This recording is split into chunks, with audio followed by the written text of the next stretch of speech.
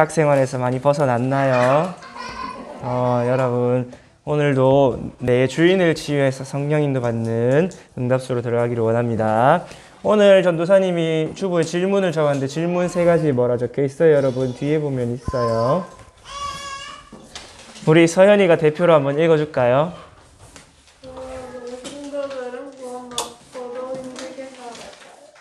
3번까지 다 읽어주세요. 내 마음대로 하고 싶은 적이 있었나요? 오늘 받은 말씀 가운데 꼭 응답받고 싶은 말씀은 무엇일까요? 오늘 말씀을 잘 들으면서 내가 꼭 응답받고 싶은 말씀은 무엇인지, 또 내가 내 마음대로 하고 싶은 적은 없었는지 생각해보고, 또 왜 많은 기독교인들이 실패하고 있는지 힘들어하고 있는지 말씀을 통해 답을 찾길 바래요. 자, 오늘 제목은 주인이 치유되어야 성령 인도받는 인생이 되어야 해요. 주인이 치유되어야 뭘 받느냐? 우리가 성령의 인도를 받는 인생이 되어요.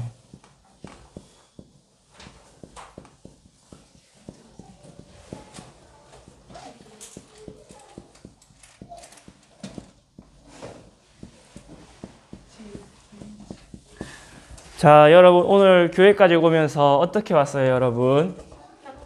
차 타고 왔죠? 차를 누가 몰아요? 운전대 잡은 사람이 몰죠? 운전대 잡은 사람이 내비게이션도 잘 못 보고 어리버리하면 어떻게 될까요? 사고도 나고 이상한 길로도 가고 돌아가고 막 여기서 좌회전 해야 되는데 직진하고 이러겠죠? 여러분이 지금 어린 여러분이 운전을 해야 한다면 어떻게 될까요? 못하겠죠. 우리 저 다사에서 오는 친구도 있고 저 수성구에서도 오는 친구도 있고 성남 쪽 상인동에서 오는 친구 있는데 만약에 지금 여러분이 운전을 해야 된다면 교회까지 올 수 있을까요? 시동도 못 걸고 차에 있겠죠. 그런 것처럼 누가 운전을 하느냐에 따라서 차도 가는 길이 달라져요. 근데 여러분 인생이 더 중요한 게 우리 인생의 주인이 누구냐에 따라서 우리가 인도받는 게 달라져요. 내가 내 수준대로, 내 기준대로, 내 능력대로 인도를 따라가느냐, 내 판단해서 안 그래 모든 것을 하시는 예수님이 주인이 되시느냐. 그리고 우리가 가는 길이 저 아스팔트 포장도로처럼 좋으면 좋겠지만 아주 울퉁불퉁한 지옥 배경이에요. 또 사단이라는 우리를 공격하려는 원수도 몰래 숨어 있어요. 그 길을 걸어가려면 우리가 주인이 바뀌어야 돼요. 그래서 우리는 오늘 주인이 치유되어야 성령 인도받는 인생이 되어야 하는 제목으로 말씀을 받겠습니다. 자, 먼저 서론에서 우리 살피고 가야 될 게 있어요. 우리가 불신자가 고통받고 힘든 거는 여러분 이제 들어서 많이 알죠? 하나님을 떠났고 죄 가운데 있고 마귀의 종로를 타기 때문에 고통받고 힘들다는 걸 알아요. 근데 왜 그렇다면 우리 기독교인들은 힘들어요? 라는 질문을 하겠죠.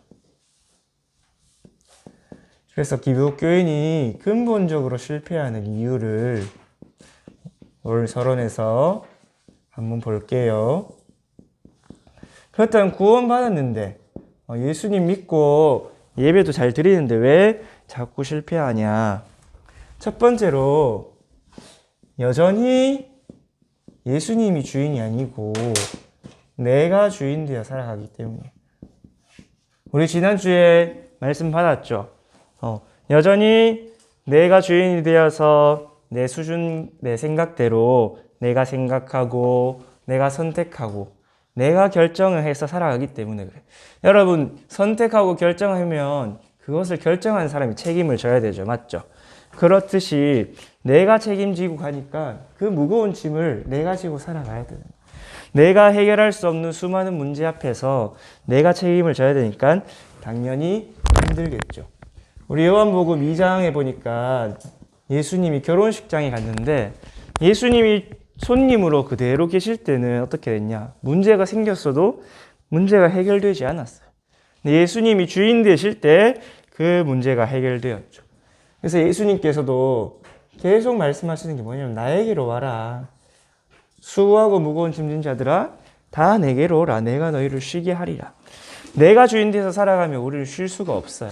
근데 여러분 예수님을 나의 주인으로 모시고 맡기고 살아간다면 우리 참된 쉼을 얻고 가장 좋은 길로 가게 돼요. 근데 많은 기독교인들이 여전히 내가 주인 돼서 살아가고 있어요. 그렇게 하기 때문에 힘들고 그렇게 내가 주인이 되다 보니까 어디에 빠지냐면 흑암, 혼돈, 공허에서 빠져나왔어요. 근데 빠져나왔는데도 불구하고 우리의 본질상 진노의 자녀이기 때문에 구원은 받았지만 다시 우리의 상태가 이 상태가 되는 거예요. 우리의 상태가 흑암, 혼돈, 공허 상태 속에 들어가기 때문에 깜깜해요. 흑암은 깜깜하다는 뜻이죠. 맞죠, 서연아? 깜깜하면 잘 보일까요? 안 보일까요? 앞이 안 보여요. 우리도 육신의 눈은 밝았지만 앞으로 미래에 어떻게 해야 될지 우리가 뭘 해야 될지 깜깜하게 살아가요. 또 뭘 할지 혼란하고 혼자 있을 때는 외롭고 공허하고 왜? 주인을 놓쳤기 때문에 빛을 놓쳤기 때문에 우리 창세기 1장 2절에서 3절을 보니까 원래 세상이 그랬어요. 원래 이 세상이 사단이 공중 권세 잡은 자로서 흑암, 혼돈, 공허한 세상이었어요. 그래서 하나님이 빛이 있으라 하셨죠. 근데 그 빛 대신 그리스도를 놓친다면 우리가 구원은 받았고 우리 안에 빛이 있지만 마치 빛을 그릇으로 딱 덮고 있는 것 같아요. 내가 주인 되어 있기 때문에 여러분 이 그림 잘 아실 거예요. 내가 여기 주인 되어 있고 예수님은 손님이야. 이렇게 살아가고 있기 때문에 빛이 있는데 빛을 쓸 수가 없는 거예요. 그러니까 흑암, 혼돈, 공허하고 어떻게 무엇을 해야 될지 모른 채로 살아가는 거예요. 답답하고. 또 이렇게 되니까 우리가 흑암, 혼돈, 공허 속에 있으니까 무엇이 안 보이냐면 영적인 것은 눈에 안 보여요. 영적인 것, 또 영적 상태. 영적 상태는 안 보이고 눈에 보이는 문제만 문제라고 생각하고 살아가요.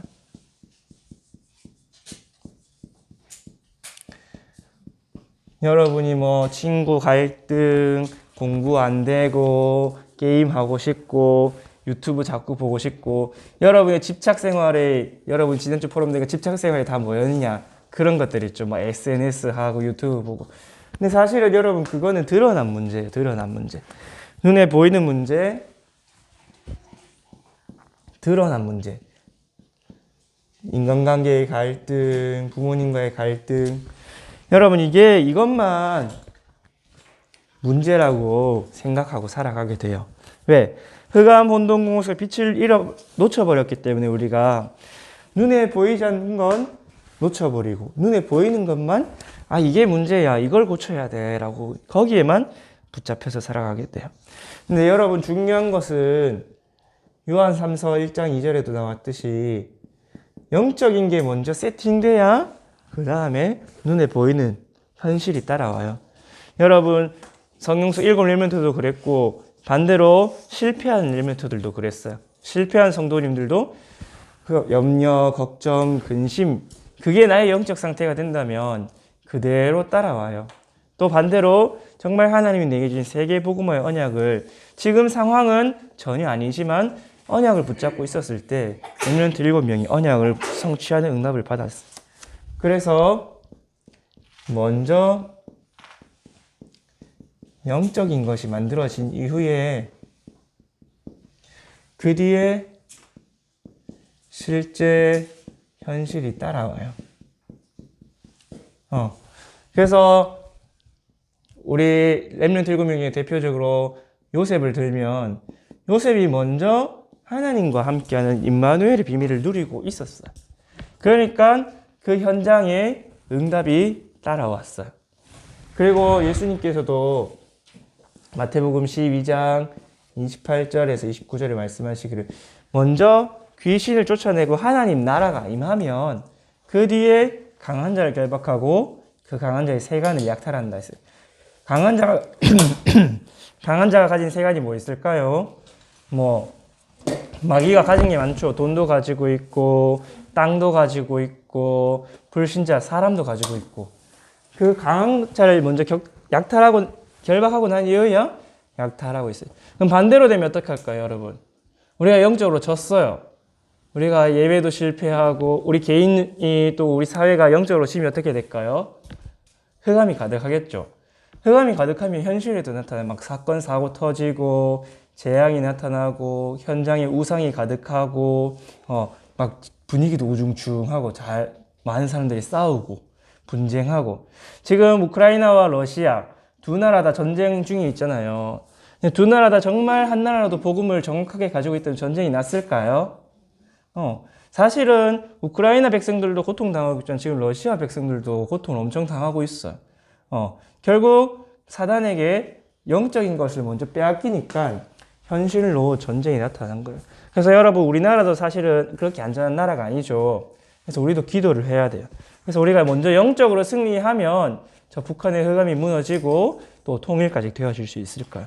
그래서 영적으로 승리하는 것을 따라서 현장도 따라와요. 여러분 선교하는 국가가 왜 복을 받냐면 우리 대영제국 알죠 여러분? 영국이 그렇게 복을 받은 이유, 미국이 지금도 저렇게 초강대국으로 응답을 받은 이유가 여러 가지가 있지만 선교하는 나라였어요. 영국의 윌리엄 캐리 선교사로부터 선교할 때부터 미국이 세계에서 제일 많은 선교사를 보낼 때부터 또 우리나라가 지금 선교사를 3만 명 정도 보내고 있는데 선교할 때 근데 선교는 영적인 공격이에요. 공격. 영적 공격하러 나가는 거기 때문에 우리가 강한 자의 것을 약탈해 오고 있는 거예요. 그래서 따라오는 육신의 복도 있는 거죠. 그래서 여러분 이 사실이 항상 있어야 돼요. 근데 우리가 내가 주인 되어 있어서 흑암, 혼돈, 공허의 상태에 있으면 자꾸 나도 모르게 영적인 것은 놓치고 육신적인 것만 보고 따라가요. 아, 저 사람 돈 잘 버는 것 같다. 저 사람 옷 멋있게 입는 것 같아. 쟤는 왜 저렇게 친구가 많지? 나는 친구가 없지? 그렇기 때문에 여러분 내가 문제를 문제로 보는 속에 있느냐 안 그러면 문제 속에서 답을 찾고 답 속에 있느냐가 중요합니다. 자, 그래서 왜 실패하느냐? 주인이 놓쳐버렸고 주인 놓치니까 당연히 빛이 잃었기 때문에 우리의 원래 상태로 되돌아가게 돼 있어요. 그래서 원래 상태로 되니까 영혼은 어두워지고 육신의 눈만 밝아지게 되는 게 우리 기독교인의 근본 실패 이유예요. 그래서 우리가 이 주인을 치유해야겠죠. 그래서 본론은 주인 치유와 그럼 주인이 치유했으면 그 주인이 내 인생을 이끌어가는 성령 인도의 집중의 방법이에요.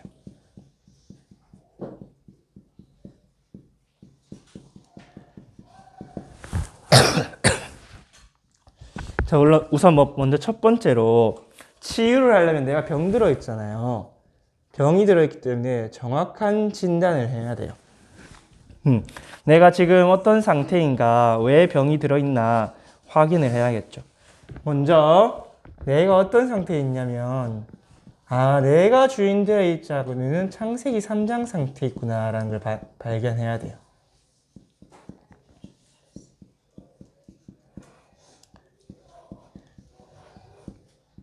우리가 구원은 받았지만 자꾸 상태가 어디로 돌아가냐면 우리 첫 조상 아담과 하와부터 그랬어요. 하나님과 멀어져 버리고 틀린 것을 붙잡고 그래서 나를 잃어버리는 그 속에 들어가겠어요. 우리 오늘 읽었죠. 창세기 3장 2절에서 3절 말씀 보니까 뱀이 물으니까 하와가 이렇게 대답했어요. 여자가 뱀에게 말하되 동산 나무의 열매를 우리가 먹을 수 있으나 동산 중앙에 있는 나무의 열매는 하나님의 말씀에 너희는 먹지도 말고 만지지도 말라. 너희가 죽을까 하노라. 근데 하나님은 아담과 하와에게 뭐라 말씀하셨냐면 창세기 2장 17절에 이렇게 말씀하셨거든요. 창세기 2장 17절에 보면 선악을 알게 한 나무의 열매는 먹지 말라. 네가 반드시 죽으리라. 여기 아담과 하와가 이미 어떻게 됐냐? 죽을까로 이미 말이 바뀌었어요. 죽을까 하노라. 하나님은 반드시 죽는다고 언약하셨는데 아담과 하와는 죽을까 하노라 라고 대답했죠. 이게 어떤 상태냐면 이미 언약이 희미해진 상태.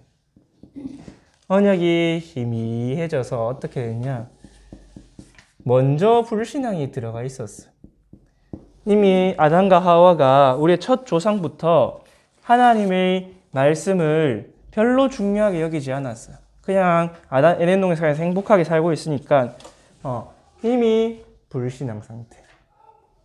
그래서 어떻게 됐냐? 불신앙이 들어가니까 누구의 소리가 잘 들리냐면 하나님과 반대되는 사탄의 소리가 너무 잘 들렸어요. 하나님과 반대되는 소리. 우리 말씀 반대로 하는 소리가 얼마나 보암직스럽고 탐스럽게 들리는지 몰라요. 우리가 세상에서 하는 소리 있죠. 야, 예배 안 가고 늦잠 자. 야, 열심히 게임해. 야, 네 맘대로 네 하고 싶은 대로 해. 이렇게 자꾸 속여요. 내가 주인 되도록 사단이 속이죠. 오늘 3장 4절에서 보니까 뱀이 여자에게 이르되 너희가 결코 죽지 아니하리라.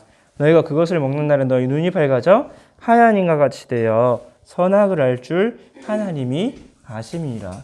말씀을 딱 반대되게.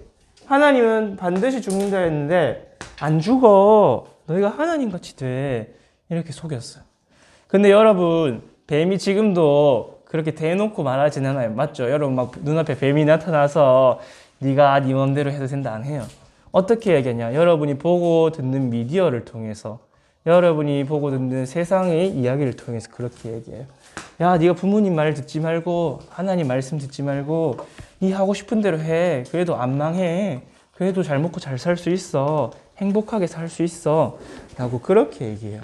근데 여러분이 말씀을 놓치고 언약이 희미해진 상태라면 이게 너무 달콤하게 들려요. 그래, 내 몸대로 해도 되지. 나도 친구들처럼 주일날 예배 안 가고 집에서 자고 놀러 가고 게임하러 가고 얼마나 행복해. 근데 그게 뭐냐면 바로 내가 주인 된 죄의 상태. 내가 주인 되고 또 내가 보는 것. 내가 보고 듣고 판단하고. 그래서 내가 주인 되니까 내가 선악을 결정해요. 하나님 말씀이 기준이 아니고 내가 하는 게 맞고 내 반대로 하는 게 틀렸어. 이렇게 선악을 결정하는. 근데 이걸 보고 뭐라고 하냐면 성경은 죄라고 그래요. 죄. 성경 원문에 히브리어로도 죄가 하타라고도 하고 그리스어는 하르마티아라고 하거든요. 그 성경에서 죄라고 말하는 게 뭐냐면 화살이 관역에서 빗나갔다는 뜻이에요. 근데 우리 인간이 하나님 말씀 안 듣고, 하나님 말씀이 딱 기준이거든요. 진리거든요. 법칙이거든요. 근데 하나님 말씀하고 빗나가면 어떻게 되느냐? 그게 죄예요. 내가 하나님 말씀대로가 안 살고 마음대로 산다. 여러분이 살아가고 있는 세상 물리법칙도 하나님 만들어낸 법칙이거든요. 여러분 만약 저 아파트 20층에서 나는 중력의 법칙을 거스를 거야 하고 뛰어내리면 어떻게 돼요? 죽어요. 그것도 어쩌면 죄의 일종이 있어요. 왜? 법칙이 빗나간 거잖아. 법칙이 내 생각에는 안 죽는다 생각하고 뛰어내렸는데 진리는 어때요? 죽는 거죠. 영적으로도 마찬가지예요. 여러분 나는 예배 잘 안 드려도 돼. 나는 하나님 말씀 잘 안 들어도 돼. 그럼 여러분 영혼이 어떻게 되냐? 이렇게 죽어요. 이게 불신앙이 결국 뭐가 돼요? 여러분 지옥 배경 속으로 이끌어가고 사단이 주는 소리입니다. 그래서 여러분이 구원은 받았는데 상태가 어디에 있느냐가 중요해요. 여러분 상태 따라서 그 뒤에 것이 따라오거든요. 여러분 몸도 마찬가지잖아요. 여러분 밥 잘 안 먹고 맨날 늦게 자고 하면 몸이 어떻게 돼요? 면역력이 떨어지고 상태가 안 좋아지겠죠. 그럼 상태가 안 좋아지니까 당연히 병도 따라오는 거예요. 그런데 여러분 영적인 건 더 정확해요. 영적인 사단이 이거를 딱 노리고 있어요. 여러분이 언제 하나님 말씀 언약이 희미해져서 불신앙하고 있냐? 우는 사자같이 호시탐탐 노리고 있어요. 이런 것을 여러분이 잘 기억하고 속지 말아야 돼요. 근데 여러분 이게 이렇게 되면 어떻게 되냐? 12가지 문제가 찾아와요.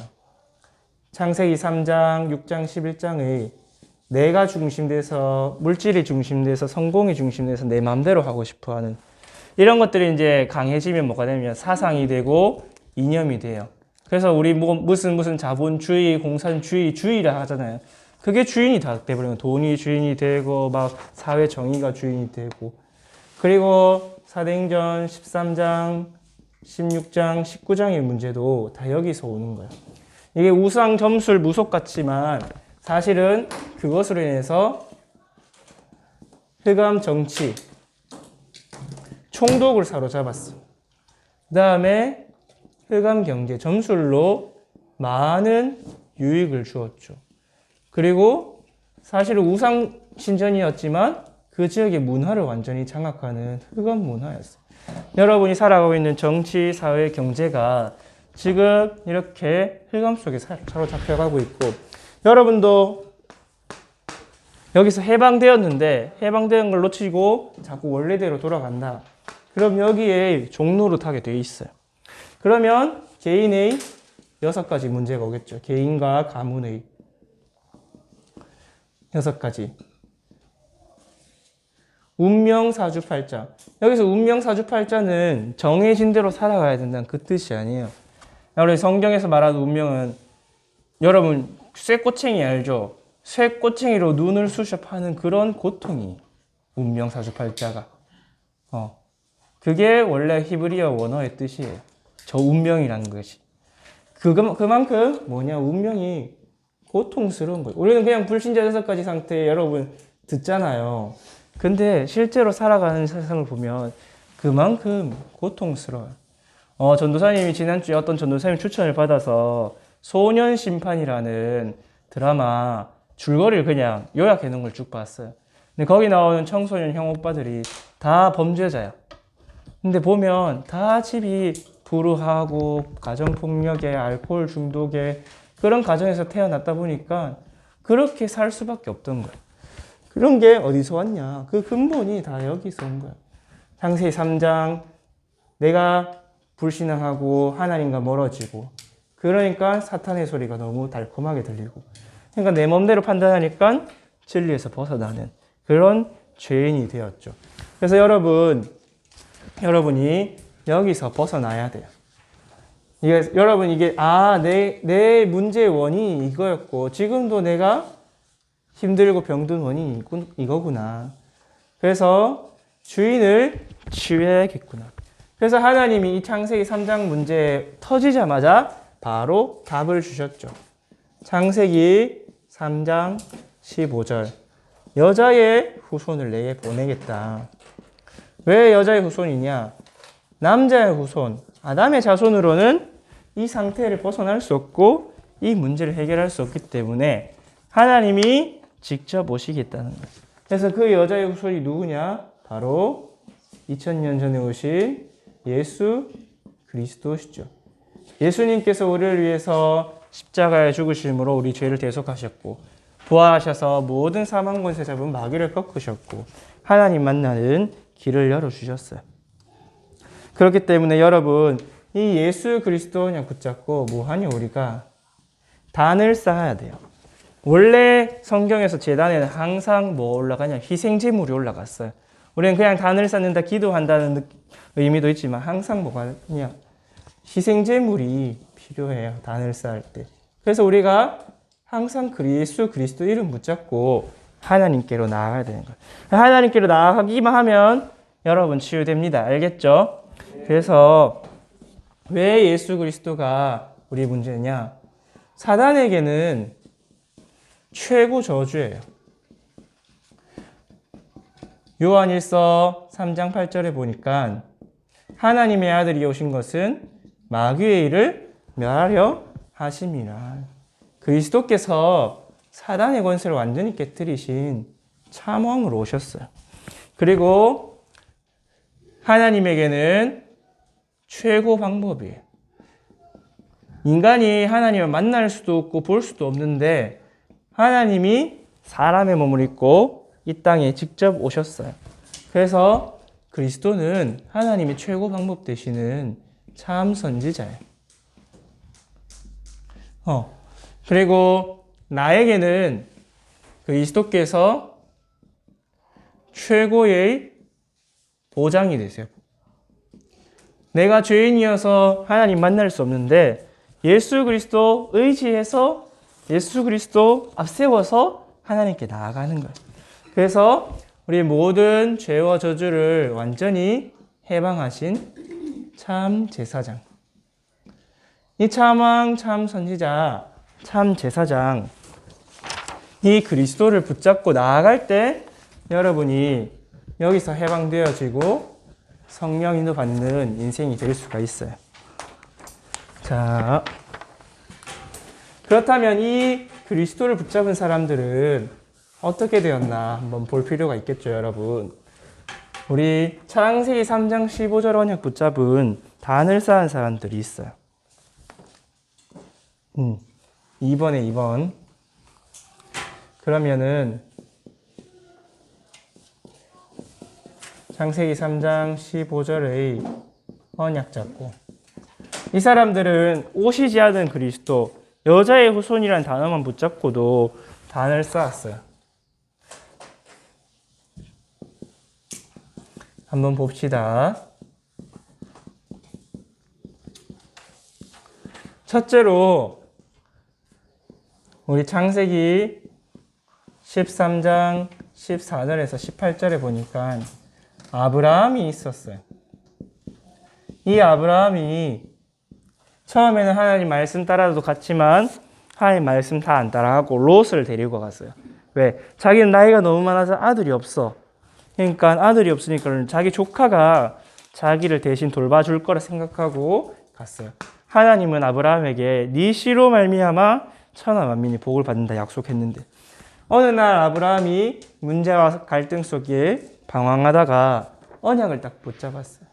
그래서 내 생각을 딱 내려놓고 하나님 말씀을 따라가기로 했어요. 내 생각을 내려놨단 말이 뭐예요? 내가 주인이 아니라 하나님께 주인됨을 순종한 거죠. 그래서 내 생각을 따라 버리고 말씀을 따라가니까 나중에 보면 가병이 318명 될 만큼 또 내 왕을 쳐서 이길 만큼 하나님이 주시는 복을 받았어요. 그리고 창세기 22장 1절에서 18절 보니까 이삭이 어떻게 했어요? 딱 그냥 아버지 말씀에 순종했어요. 자기 생명을 내어놓았어요. 그때 이삭이 받은 응답이 여호와 이레의 응답이죠. 아, 하나님이 모든 것을 나를 위해 준비해 주셨구나. 그래서 창세기 24장 63절에 보니까 이 이삭이 나이가 40이 되었는데 결혼하지 않고 기다렸어요. 왜? 여호와 하나님이 주신 응답이 있을 줄 믿고. 그래서 뭐 했냐? 이때도 이삭이 뭐 했냐? 내 주장하지 않았어요. 내 주장이 아니고 내 계획. 내 계획. 내가 이래야지 저래야지. 내가 뭐 누구하고 몇 살에 결혼했고. 내 계획이 아니라 하나님이 주신 여호와 이레의 언약을 조용히 들에 나가서 묵상했어요. 창세기 24장 63절에 볼까? 이삭이 저물 때에 들에 나가 묵상을 하다가 저물 때에 하나님 묵상하고 저물 때는 이제 해질 때죠. 해질 때 혼자서 들에서 묵상하는데 그때 누가 왔어요? 하나님이 붙여주신 리브가와 멀리서 왔죠. 그래서 내 계획을 버리고 묵상을 했는데 나중에는 어떻게 됐어요? 이삭이 100년 한 해 농사를 짓는데 100년의 소출을 얻고 르호봇이라는 아주 넓은 땅을 얻고 또 많은 블레셋 왕들이 찾아와서 화친을 맺고 그렇게 될 만큼 큰 응답을 받게 되었죠. 여러분, 영적인 것이 뭔지 따라오면 육신적인 것은 그냥 따라오게 돼 있어요. 그리고 여러분이 잘 아는 야곱이 있죠. 창세기 32장 13절에서 32절. 여러분, 야곱이 뭐 했어요? 뭘 잘했어요, 여러분? 사기를 잘 쳤잖아. 여러분, 맨날 형 사기쳐서 팥죽에 장자권 팔아먹고, 또 아버지 속여가지고 아버지가 형한테 줄 축복 자기가 대신 받고, 그렇게 평생 남 뒷발꿈치만 잡고 살던 야곱이었어요. 근데 이번엔 도저히 그럴 수가 없어요. 왜? 형이 군사를 400명이나 이끌고 막 잡으러 온다 하거든. 야곱이 죽이겠다고 쫓아오는데, 여러분, 그래서 야곱이 뭐 했냐? 그렇게 방법 잘 쓰던 야곱이 내 방법 다 내려놨어요. 그리고 야복 나룻가에 딱 무릎 꿇고 자기 허벅지 힘줄이 끊어질 만큼 절대 절실하게 기도했어요. 내 방법을 내려놓고 하나님 앞에 완전하게 기도했어요. 이때 하나님 뭘 주셨냐? 이스라엘이라는 이름을 먼저 주시고 그 이름대로 축복하셨어요. 네가 하나님과 싸워 이겼다. 하나님과 누가 싸워서 지는 분은 아니죠. 그런데 하나님이 그만큼 야곱의 기도 들으시고 저 주신 거예요. 이제 앞으로 너를 이길 자가 없게 하겠다. 그렇게 약속을 하셨어요. 그날 이후로부터 야곱이 가나안 땅에서 복을 받고 나중에는 12지파를 이루는 이스라엘이라는 이름이 지금까지도 이어져 내려오는 축복을 받았죠. 그리고 여러분이 잘 아는 요셉도 마찬가지. 창세기 41장 38절에 보니까 요셉이 왕 앞에 섰을 때도 또 보디라 앞에 누병 섰을 때도 나를 주장하지 않았어. 내 주장하지 않고 위에서 내리는 권능을 누렸어요. 내가 아니라 하나님께서 왕에게 대답해 주실 겁니다. 위에서 내리는 권능을 요셉이 딱 증언했어요. 그때 하나님이 바로왕에게 감동을 주셔서 내가 이만큼 여호와의 신에 감동된 사람을 본 적이 없다. 그래서 요셉이 그리스도만 붙잡고 딱 단을 쌓았는데 성령의 인도받아서 서밋의 자리에 갔죠. 그 서밋의 자리에서 세상을 살리는 응답을 받았습니다. 또 구약시대뿐만 아니라 신약시대도 초대교회 성도님도 오직 그리스도 하나님의 나라 성령 충만 언약 잡고 오로지 기도 속으로 들어갔어요. 언약 잡고 사도행전 1장 12절에서 14절에 보이는 대로 오로지 기도 속으로 들어갔는데 어떤 응답이 왔어요? 우리 사도행전 2장에 나온 대로 내 수준 아니라 내 한계를 넘어서 하나님이 주시는 성령의 충만한 능력을 얻었어요. 그러니까 어떻게 됐냐?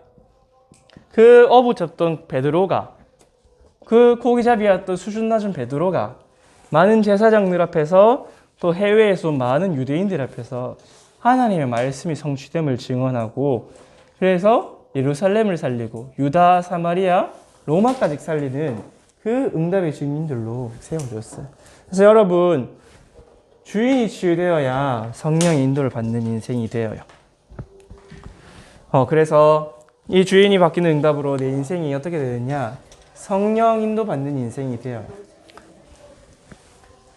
자, 또 지워야겠네. 자, 여러분 다 적었죠? 우리 이 상태는 지웁시다. 창세기 3장의 상태는 싹 지워버리고 우리가 성령 인도 받는 인생으로 인도 받아야 돼요.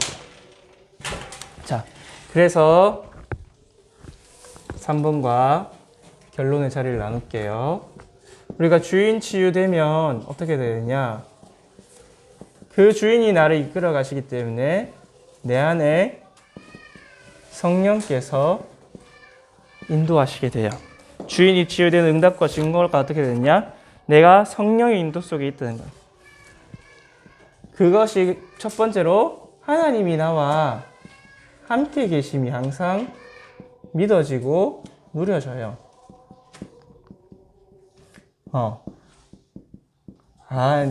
하나님이 나와 함께 계시니까 아무 걱정 염려가 없다. 여러분 전도사님이 서론을 맨 처음에 얘기했듯이 여러분 운전을 정말 잘하는 사람, 이 세상에서 운전을 제일 잘하는 사람이 나의 운전수라면 어떻게 해요? 평안하겠죠. 그냥 아무 걱정, 근심, 염려 없이 그냥 눈 딱 감고 잘 수 있겠죠.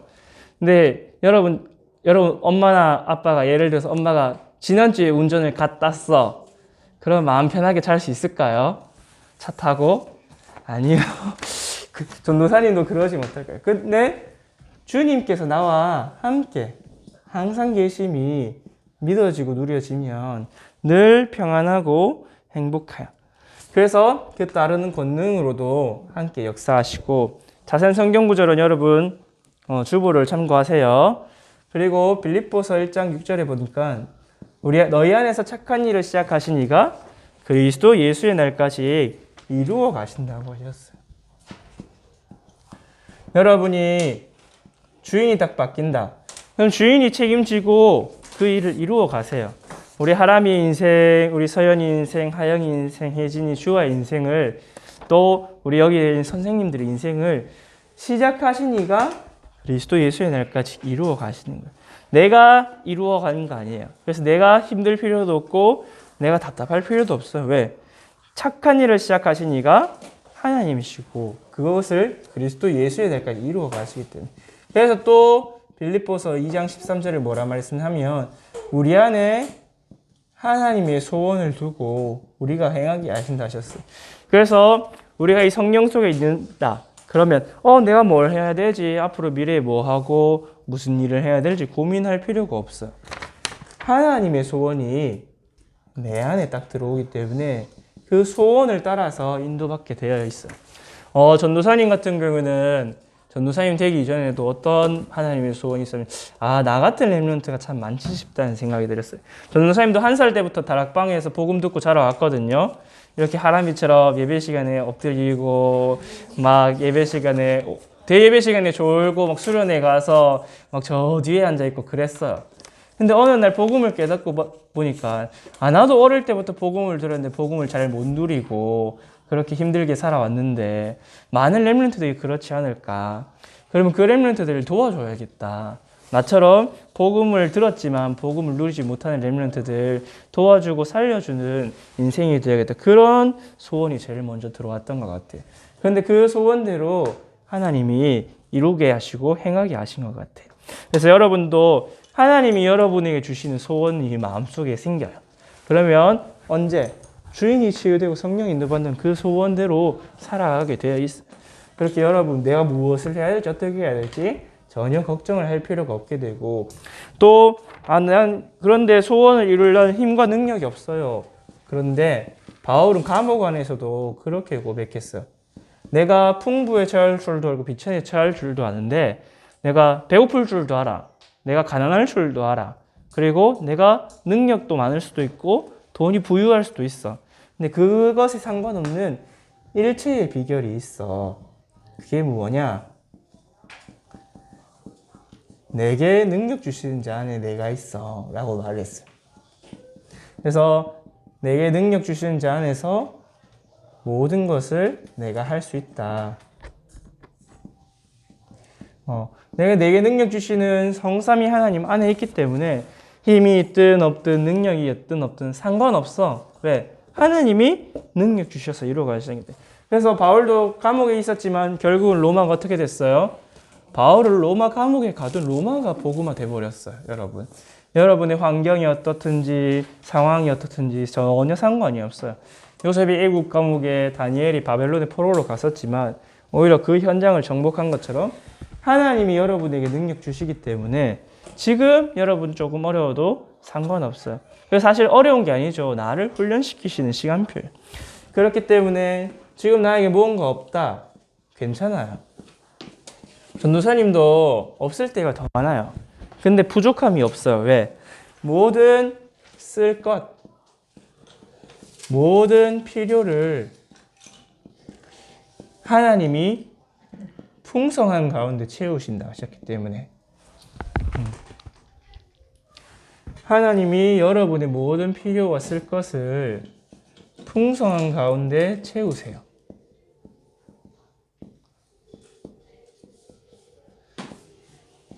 그래서 여러분 뭐 있다 없다, 쟤는 뭐가 있고 나는 없고, 쟤는 얼굴이 예쁘고 나는 못생겼고, 이런 거 전혀 낙심할 필요가 없어요. 또 그것이 필요하면 하나님 채우시고, 안 필요하면 그냥 안 필요한 거예요. 말 그대로 그냥 있어도 그만, 없어도 그만인 거예요. 경제라든지 눈에 보이는 것뿐만 아니라 여러분들이 그 어떤, 또 내가 진짜 이게 하나님의 소원이 이루는데, 또 나의 인생 여정을 걸어가는데 필요하다, 채우십니다. 집이 필요하면 집으로 채우실 것이고, 경제가 필요하면 경제로 채우실 것이고, 만약에 전도사님이 사역을 하는데 차가 필요하면 차로 채워주시겠죠. 지금은 다닐 데가 많이 없어서 안 채워주시겠지만, 그렇게 또 전도사님 필요하면 또 차 쓸 일 있으면 차도 쓸 수 있어요. 필요를 전혀 부족하지 않게 채우세요. 그래서 여러분이 이렇게 성령인도 받으면 어떻게 되냐면, 빌립보서 1장 9절에서 10절에 보니까 하나님이 주시는 모든 지혜와 총명으로 충만하여져서 지극히 선한 것이 무엇인지 분별하게 된대요. 지극히 선한 것이 뭘까요, 서현아? 우리 전도사님이 서론에 기록했던 하나님이 만들어주신 언약이겠죠. 무엇이 사단에게 속지 않고 나를 살리고 가족을 살리고 많은 사람을 살리는 건지, 그런 영적 서밋의 눈이 생기고, 또 로마서 16장 19절과 20절대로 선한 데는 지혜롭고 악한 데는 미련한, 그래서 사탄을 발 아래 무릎 꿇게 하는 승리의 영적 서밋의 인생이 될 수 있어요. 그래서 여러분, 주인이 치유되고 성령인들을 받아들면 이것이 다 되어져요. 내가 이렇게 하려고 믿어야지 하는 게 아니라 이것이 응답으로 오게 돼요. 그래서 여러분, 결론입니다. 네, 여러분, 자꾸 내가 돌아가죠. 전도사님도 많이 느끼거든요. 특히 나이 들면 들수록 체질이 더 강해지는 것 같아요. 막 어릴 때는 그냥 여러분처럼 아무 생각 없이 말씀 듣고 했으면 됐는데, 이제 나이가 들면 들수록 창세기 3장이 점점 내가 본질이 창세기 3장 속에 있었구나 확인이 되는 것 같아요. 그래서 여러분, 묵상이 되어지는 말씀을 붙잡으세요. 이제는 성구, 오늘 말씀 중에 여러 성구가 있죠. 또는 어떠한 구절, 말씀 구절이나, 또는 전도사님 같은 경우에는 찬양 가사를 참 많이 묵상했던 것 같아요. 묵상이라는 게 성경을 보면 작은 소리로 읊조리다예요.